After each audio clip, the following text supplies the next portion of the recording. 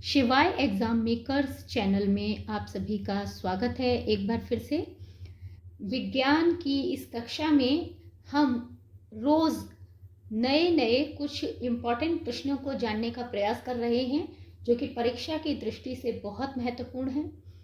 आज इसी श्रृंखला में कुछ बच्चों ने मुझसे ये पूछा हुआ था कि ma'am 1/f equals to 1/v plus 1/u यानी दर्पण सूत्र को हम कैसे प्रूव कर सकते हैं। तो मैं आज आपको इस वीडियो में यही सिखा रही हूँ कि किस तरह हम दर्पण सूत्र को प्रूव कर सकते हैं। यहाँ एक बात और कह दूँ कि मैं यहाँ अवतल दर्पण की स्थिति से दिखा रही हूँ, पर ऐसा नहीं है। अवतल दर्पण की 6 स्थितियों में प्रतिबिंब बनता है और उत्तल दर्पण से 2 स्थितियों में प्रतिबिंब बनता है, मैंने आपको बताया हुआ है। और हम इन सभी स्थितियों से दर्पण सूत्र को प्रूव कर सकते हैं। वो दूसरी बात है कि हम उसमें से किसी सूत्र से आसानी से निकालें, मतलब किसी विधि से हम आसानी से निकाल पाएंगे, किसी विधि में हमें थोड़ा सा ज़्यादा कैलकुलेशन करनी पड़ेगी, पर निकल सबसे जाएगा। ऐसा नहीं है कि कोई स्पेसिफाइड फिगर बनानी होती है, तो आप कोई भी विधि से इसको निकाल सकते हैं। इसमें सबसे इजी तो आपको वक्रता केंद्र पर जब वस्तु रखी होती है वही सबसे इजी भी होती है, क्योंकि वक्रता केंद्र पर अगर वस्तु रखी है तो प्रतिबिंब भी वक्रता केंद्र पर ही बनता है। आपका सेंटर ऑफ कर्वेचर पर होती है अगर ऑब्जेक्ट, तो सेंटर ऑफ कर्वेचर पर ही इमेज बनता है। तो हमारा जो वस्तु की स्थिति है दर्पण से दूरी है u और जो प्रतिबिंब की दूरी है दर्पण से v, दोनों ही सेम हो जाते हैं और वो 2f के बराबर हो जाते हैं, है ना। वक्रता केंद्र की जो वक्रता त्रिज्या है उसके बराबर हो जाते हैं, तो इससे ये बहुत जल्दी हल हो जाता है। लेकिन फिर भी मैंने यहाँ पर एक जनरल स्थिति ली है, सामान्य स्थिति ली है, जिसमें कि प्रश्न को हम हल करेंगे। तो आइए चलिए शुरू कर देते हैं। सबसे पहले समझते हैं इस किरण आरेख को। हालांकि ये किरण आरेख आप कई बार बना चुके होंगे तो आपको ये आरेख का अंदाजा होना चाहिए, लेकिन फिर भी मैं आपको समझा देती हूँ। यहाँ हमने एक अवतल दर्पण लिया हुआ है जिसके एक तरफ पॉलिश है, आपको दिखाई दे रही है पॉलिश, है ना, और दूसरी तरफ इससे इसके P बिंदु से A दूरी पर, है ना, मुख्य अक्ष पर AP पर A बिंदु पर एक वस्तु रखी है जिसकी अगर हम कहें तो AB, जिसको हम नाम दे सकते हैं। अब इस वस्तु से 2 प्रकाश किरणें चलती हैं, एक मुख्य अक्ष के समांतर BD आपको दिखाई दे रही है ना, जो परावर्तन के बाद F से होकर जाएगी, फोकस से होकर जाएगी। प्रतिबिंब निर्माण के नियम हम पढ़ चुके हैं और हम जानते हैं मुख्य अक्ष के समांतर जो प्रकाश किरण होती है, the light ray parallel to the principal axis, वो हमेशा फोकस से होकर जाएगी। और दूसरी जो प्रकाश किरण है जो कि वक्रता केंद्र से जा रही है, वो सीधी निकल जाएगी, जैसी जा रही थी वैसी ही वापस लौट आएगी। ठीक है, इसका अर्थ ये हुआ कि हमारी जहां पर ये V1 बिंदु आपको दिखाई दे रहा है, इस बिंदु पर ये दोनों प्रकाश किरणें परावर्तन के बाद एक दूसरे को काटेंगी और यहाँ A1 B1 नाम का एक प्रतिबिंब हमको प्राप्त होगा। तो यहाँ इस डायग्राम से आप लोगों को ये स्पष्ट हो गया कि AB क्या है, हमारी एक वस्तु है। A1 B1 क्या है हमारा, वो एक प्रतिबिंब है। और AC क्या, ये AM क्या है, वस्तु की दूरी है। और हमारा A1M क्या है, ये प्रतिबिंब की दूरी है। अब आप कहेंगे M क्या है ना। तो देखिए M एक्चुअली में जो अवतल दर्पण है वो वक्रता लिए हुआ होता है थोड़ी सी, इसीलिए हमारा जो कह लीजिए कि सीधी लाइन है हमारी AB, तो इसके जैसी सीधी लाइन लाने के लिए हम एक परपेंडिकुलर इस पर डालते हैं, एक लंब इस पर डालते हैं जो कि M बिंदु पर मुख्य अक्ष को काटता है। अब M जो है वो लगभग P के बराबर है। आप देख रहे हैं कि there is a very small distance, ठीक है ना, बहुत छोटा सा डिस्टेंस है। इसीलिए हम M या P दोनों में से किसी भी शब्द का, किसी भी लेटर का उपयोग कर सकते हैं। M और P के बीच का डिस्टेंस बहुत कम है, बहुत नगण्य है, निग्लिजिबल है, तो हम इसको निग्लेक्ट कर लेंगे। ठीक है, तो जब हम AM बोलें तो AM भी बोल सकते हैं, AP भी बोल सकते हैं।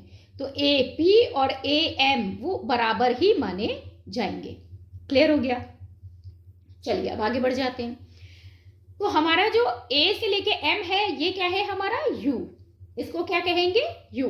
तो वस्तु की दूरी कितनी है हमारी यू है, ठीक है भाई, वस्तु की दूरी कितनी है यू है, ठीक है, वस्तु की दूरी यू है, ठीक है। तो जो हमारी वस्तु की दूरी है वो यू आ रही है और जो प्रतिबिंब की दूरी आ रही है वो क्या आ रही है हमारी वी आ रही है, ठीक है।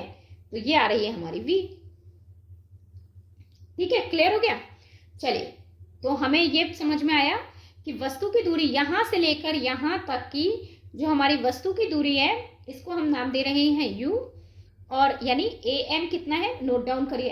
देखो यहाँ मैं एक चीज बता दूं बेटा, जो भी मैं पढ़ा रही हूँ इस समय है ना, सूत्र का व्युत्पन्न कर रहे हैं हम, डिराइव कर रहे हैं एक सूत्र को, तो आप कॉपी साथ में लेकर बैठिए और जैसे ये डायग्राम आपने बना लीजिए और जैसे जैसे मैं आपको बोलती जा रही हूँ समझाती जा रही हूँ वैसे वैसे नोट डाउन भी करते जाइए ताकि आपको धीरे धीरे सब चीज़ें समझ में आती जाएं। चलिए तो हमारा यहाँ पर ए एम, ध्यान दीजिए ए एम जो है हमारा वो ए पी के बराबर है और ए एम बराबर ए पी ये हमारा कहलाएगा यू, यानी हम ए पी लिख लें या ए एम लिख लें हमारा वो यू ही कहलाएगा। इसी तरह बात करें ए वन एम की, तो ए वन एम हमारा ए वन पी ही है बेसिकली, ठीक है, और ये जो है किसके बराबर होगा, ये बराबर होगा v के, ये यहां से लेके यहां तक का जो डिस्टेंस है ये हमारा v कहलाएगा। आ गया समझ में। चलिए इसके बाद नेक्स्ट अगर हम बात करते हैं यहां से c से लेकर के m तक की, ये डिस्टेंस की अगर हम बात करते हैं तो ये डिस्टेंस हमारा आ रहा है, तो cm कितना है हमारा, cm आ रहा है हमारा यहाँ पर 2f, या जिसे हम r भी कहते हैं, वक्रता त्रिज्या आप लोगों ने पढ़ी हुई है। और जो बचा हमारा fm, fm कितना है, यहाँ पे देखिए fm दिखाई दे रहा है, तो fm कितना है, ये है हमारा f। क्लियर हो गया, समझ में आ गई बात, ठीक। अब आप एक चीज और नोट कीजिए कि आपका जो ये अवतल दर्पण है ये अगर एक कार्तीय तल पर रखा जाए तो आप चिन्ह परपाटी साइन कन्वेंशन से ये जानते हैं कि नेगेटिव साइड जो माइनस एक्स एक्सिस वाली साइड है, इस साइड की सभी दूरियां हम कैसी लेते हैं, माइनस में लेते हैं। यानी हमारा u भी हम माइनस में लेंगे, हमारा v भी हम माइनस में लेंगे, हमारा 2f या r भी हम माइनस में लेंगे और हमारा f भी हम माइनस में लेंगे, ठीक है।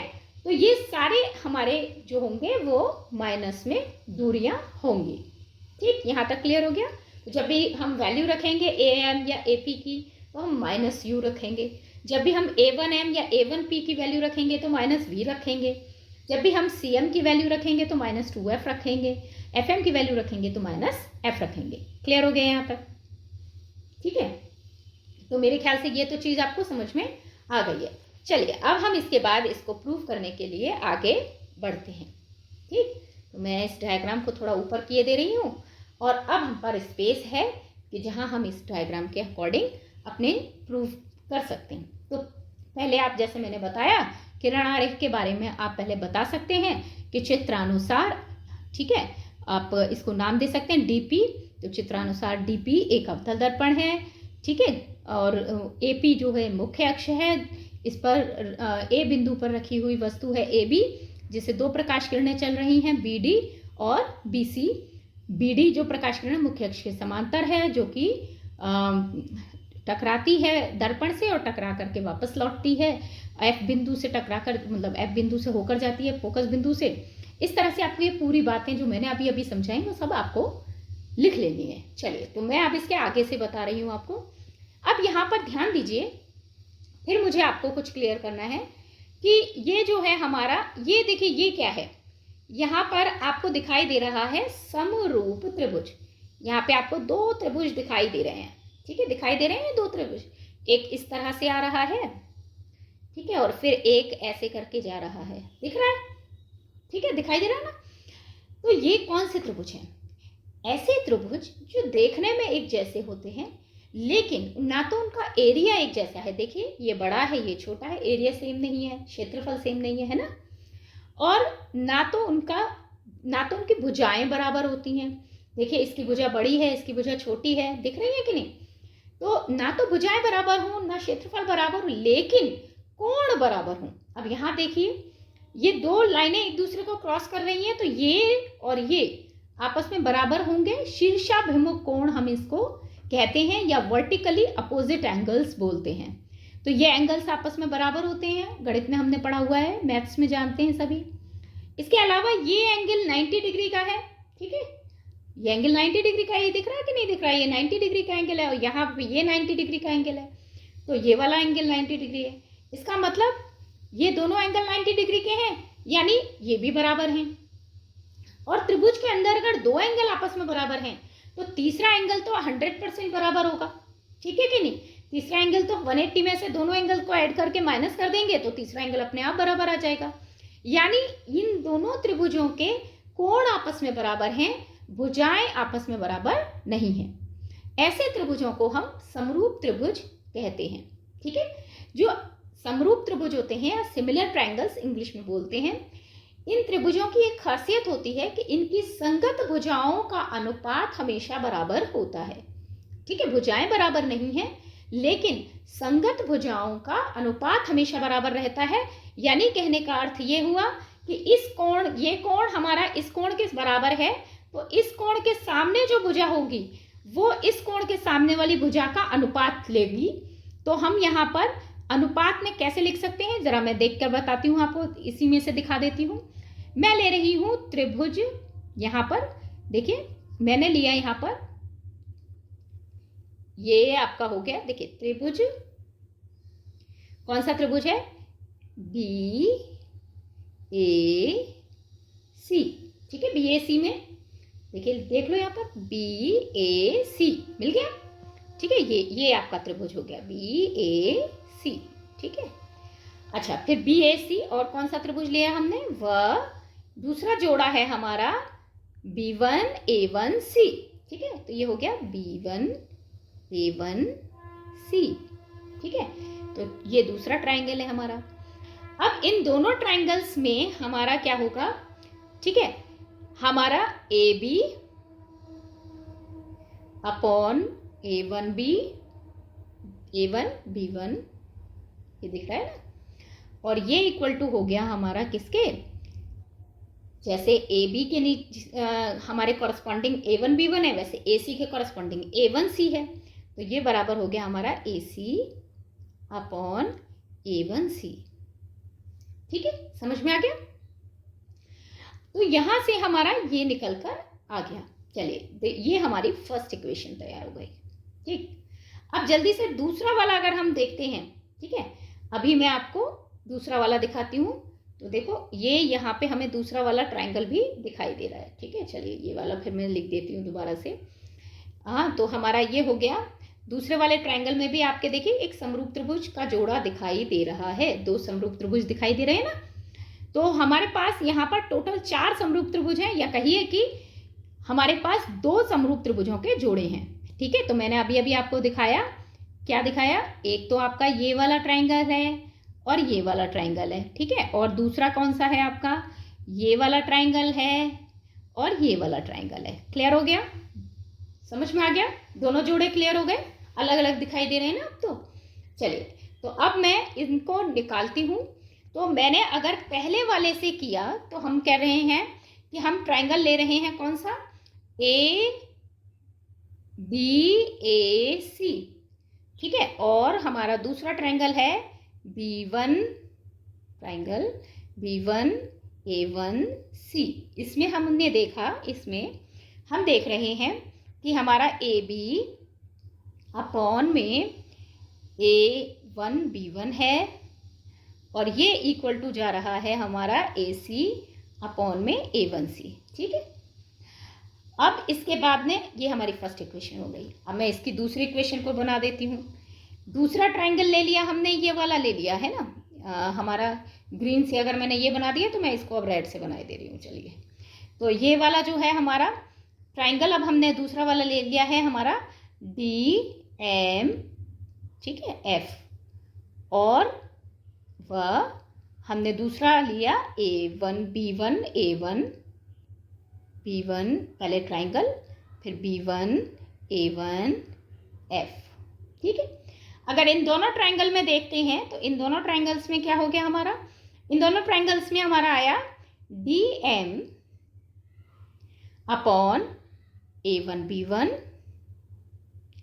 और ये इक्वल टू हो गया हमारा FM अपॉन A1F। सही है, क्लियर हो गया। ये हो गई हमारी सेकंड इक्वेशन। चलिए यहाँ तक समझ में आया कि नहीं आया, आगे अच्छे से नोट हो गया, दोनों इक्वेशन समझ में आ रही हैं। अभी यहाँ जो सेकंड इक्वेशन है इसमें मैं एक ट्विस्ट और डालने वाली हूँ। क्या ट्विस्ट डालने वाली हूँ, आप देख रहे हैं कि जो DM है ये DM हमारे AB के बराबर ही है, ठीक है। ये तो एक रेक्टेंगल बन रहा है, तो यहाँ पर आपका क्या हो रहा है, जो DM है ये बराबर है AB के। बताओ समझ में आ रही है बात कि नहीं आ रही है। DM जो है वो किसके बराबर है, AB के बराबर है। इसका मतलब हम क्या लिख सकते हैं, हम लिख सकते हैं इसको AB upon A1B1 equal to FM upon A1F। तो यहाँ ये असलियत में हमारी सेकंड इक्वेशन बन रही है। अब आप ध्यान दो, इसमें भी AB अपॉन A1B1 है और फर्स्ट इक्वेशन के साथ साथ सेकंड इक्वेशन में भी हमारा AB अपॉन A1B1 है, यानी हमारा AC upon A1C FM upon A1F के बराबर है। तो इसका मतलब क्या हुआ, इसका मतलब ये हुआ कि हमको यहाँ पर क्या लिखना है, हमको यहाँ पर लिखना है इक्वेशन फर्स्ट एंड सेकंड से, या समीकरण पहली और दूसरी से क्या हो गया हमारा, AC अपॉन A1C ये इक्वल टू हो गया FM अपॉन A1F। ठीक है, आगे समझ में। अब अगर हम वैल्यूज रखना चाहें तो what is the value of AC, यहां से ध्यान दो, AC की वैल्यू क्या है। तो AC की वैल्यू क्या है, देखिए AC को हम कह सकते हैं कि AM या AP, इसमें से हमारा CM या CP को घटा दो। क्या करेंगे हम, AP माइनस CP, ये है हमारा AC। समझ में आ रहा है, AC क्या है हमारा, AC इतनी दूरी है। देखो ध्यान दो, मैं आपको इसको अच्छे से क्लियर करती हूँ। और देखो AC इतनी दूरी है, ठीक है। अब इसको कैसे निकाल सकते हैं, इस पूरी दूरी में से हम इस दूरी को घटा दें, सही है। तो यहाँ पर हमारा AC किसके बराबर है, AC बराबर है AM माइनस CM, या इसको कह सकते हैं AP माइनस CP। और AP कितनी है हमारी, AP पूरी है U, और वो कैसी है, माइनस की है। और हमारी जो CP है वो क्या है, वो हमारा है 2F R, जिसे हम कहते हैं। समझ में आ गया। तो ये हमारा यहाँ पर इस तरीके से हो गया, क्लियर। अभी यहाँ से इसको और सॉल्व कर दें तो हमारा हो जाएगा माइनस U प्लस 2F। तो AC की वैल्यू क्या आ रही है, माइनस U प्लस 2F। बताइए यहाँ तक समझ में आया कि नहीं आया, ठीक है। आ गया, चलें आगे, चलिए सब आगे बढ़ जाते हैं। अब इसके बाद ये तो AC की वैल्यू आई है, ठीक है। हमें दूसरी A1C की वैल्यू भी निकालनी है। तो देखो ध्यान से, A1C कितना है, ये है वैल्यू। अगर A1C निकालेंगे तो हमें किस में से किसको घटाना है, CM या CP में से हमको A1M या AP घटाना है। यहाँ A1C जो है ये हमारा है या तो CM माइनस AM कहेंगे इसको, A1M सॉरी, या फिर हम इसको कह सकते हैं CP माइनस A1P। देखो बात एक ही है, M लिखो या P लिखो एक ही बात है, ठीक है, क्योंकि M और P लगभग बराबर हैं। यहां से अगर हम CP की वैल्यू रखें तो CP कितना था हमारा, माइनस के 2F, और A1P कितना है हमारा, माइनस के V, ठीक है। अगर हम इसको सॉल्व करें तो ये हमारा होता है माइनस 2F प्लस V। बताइए यहाँ तक क्लियर है कि नहीं, आगे अच्छे से समझ में, ठीक है। चलिए AC भी निकल गई, A1C भी निकल गई। अब हमको क्या लेना है, अब हमको लेना है FM। तो FM कितना दिया है, FM दिया है हमको माइनस का F, क्योंकि FM तो यही डिस्टेंस है ना, ये वाली डिस्टेंस जो है, है ना। एफ एम माइनस का एफ है, या इसको एफ बी भी बोल सकते हैं, एफ पी भी बोला जा सकता है। और लास्ट जो हमारी डिस्टेंस बचती है वो है हमारी ए वन एफ। तो ए वन एफ को क्या कह सकते हैं भाई, ए वन एफ को हम कह सकते हैं कि ए वन पी में से एफ पी माइनस कर दो, ए वन पी में से या ए वन एम में से एफ एम या एफ पी माइनस कर दो। जब हम उसे माइनस करेंगे तो कितना आ जाएगा हमारा आ जाएगा यहाँ सीधे सीधे ए वन पी की वैल्यू जो है वो है हमारी ए वन पी, ये रहा आपका यहाँ से लेके यहाँ तक, जो कि है माइनस वी, और यहाँ पर आपका हो गया माइनस वी के साथ एफ पी यानी माइनस का एफ। ठीक है, तो ये हमारी वैल्यूज निकल कर आ गई, ये आप नोट डाउन कर लो। ठीक है, तो चलिए साहब अब वैल्यू रख दें। ठीक है, तो हमारी इक्वेशन क्या थी, हमारी इक्वेशन थी A C upon A one C equal to F P या एफ एम, ठीक है, अपॉन ए वन एफ। ये हमारी इक्वेशन थी। वैल्यू अगर हम रखेंगे तो ए सी की वैल्यू रखी हमने, तो ये हुआ minus you plus two F upon A one C की वैल्यू हमने रखी, तो ये हुआ माइनस टू एफ, ठीक है, प्लस वी। क्लियर।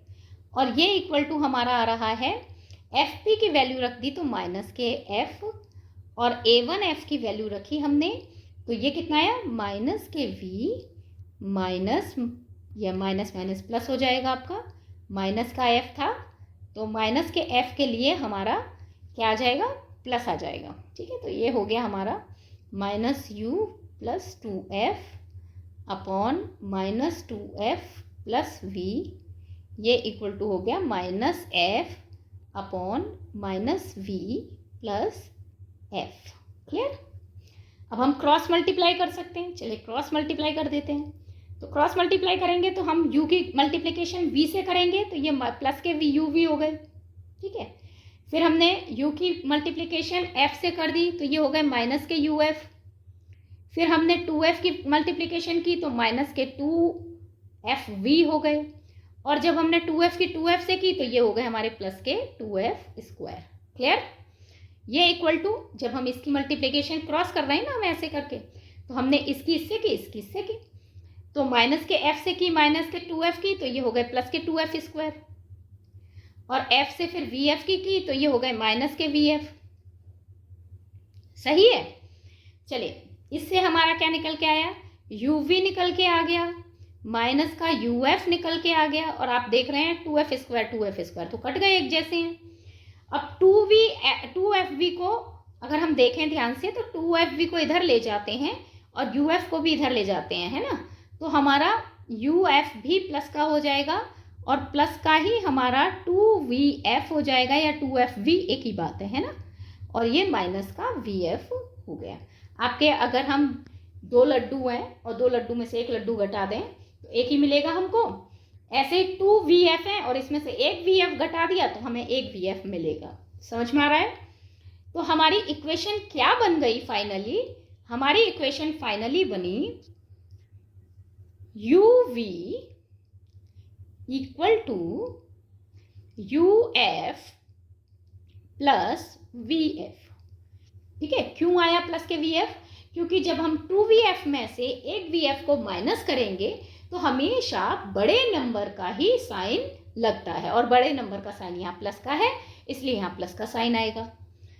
अब बहुत तरीके हैं इसको आगे हल करने के, आप f कॉमन ले सकते हो, इसको इधर ले जा सकते हो, uv को इधर ला सकते हो, uv को u और v के नीचे ले जाके भाग कर सकते हो, बहुत सारे तरीके। मैं जो बच्चों को सही तरीका, मतलब मुझे लगता है इजी तरीका है, वो है दोनों तरफ, ठीक है, uvf से भाग करने पर।